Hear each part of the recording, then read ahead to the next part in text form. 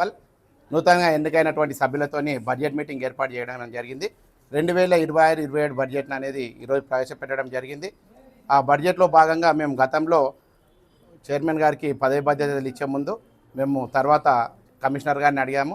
Special ఆఫీసుల పాలనలో 2025 నుంచి 26 వరకు 14 నెలల కాల వ్యవధిలో మనకి ఎంత బడ్జెట్ ఉంది, ఏముంది, మన మున్సిపల్ పరిస్థితి ఏముంది, ఒకసారి మాకు వివరించండి సార్, ఎట్లా ఏ వార్డులో ఏం పని చేసుకుందామని చెప్తే అసలు రెస్పాన్స్ ఇవ్వకుండా అలిగిపోవడం జరిగింది. ఆయన అలిగిపోతూ నీకు బడ్జెట్ సమావేశంలో చెప్తానంటే బడ్జెట్ సమావేశం సపరేటు, మాకు ఏదైతే ఫండ్ ఉందో దాని గురించి వివరాలు ఇచ్చేది కూడా సపరేట్ సార్ అని ఒక రిటర్న్గా కూడా మేము అందరం కౌన్సిలర్లం ఇవ్వడం జరిగింది. అయినప్పటికీ కూడా తను పట్టించుకోకుండా ఉంటే మేము కలెక్టర్కి పోయి కంప్లైంట్ ఇచ్చిన తర్వాత ఈరోజు బడ్జెట్ సమావేశానికి వచ్చిన తర్వాత ఎమ్మెల్యే గారు, కలెక్టర్ గారు, సబ్ కలెక్టర్ గారు, తర్వాత కమిషనర్ గారు ఉన్నారు, గౌరవ చైర్మన్ గారు కూడా ఉన్నారు.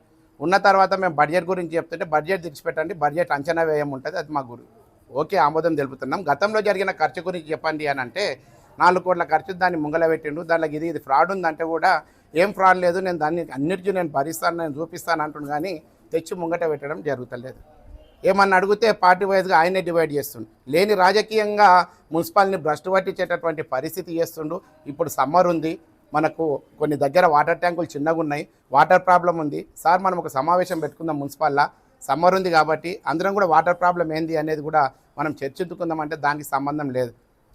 దానికి అధికార పార్టీ వాళ్ళు ఒత్తాసు పలకడము, ఈయన దానికి సమన్వయం చేయడము, ఇవన్నీ కూడా ఫ్రాడు, అంకెల గారెడితో ఉన్నటువంటి బడ్జెట్ తప్పితే మాత్రం ప్రజలకు కానీ పరిగి కానీ ఎలాంటి ఉపయోగం లేదు. దీని నుంచి మార్చిలో ముక్కు ఉండి ట్యాక్స్ వసూలు చేస్తుండు.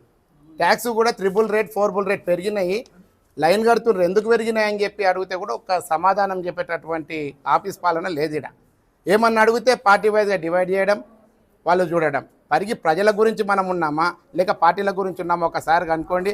మీరు ఒకవేళ కమిషనర్గా కాకపోతే మీరు రాజకీయం చేద్దాం అనుకుంటే కండు వేసుకొని బయటికి వెళ్ళండి, రాజకీయం చేయండి. మేము అడిగినటువంటి సమాచారం మాత్రం మీరు ఇవ్వకుంటే మేము పైకి పోవడానికి సిద్ధంగా ఉన్నాం.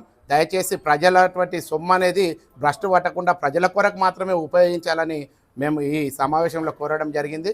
ఈ బడ్జెట్ కూడా అంతా అంకెల గారితో తమకు తోచింది పెట్టడము, అది చదివి చెప్పడం, వెళ్ళిపోవడం జరిగింది.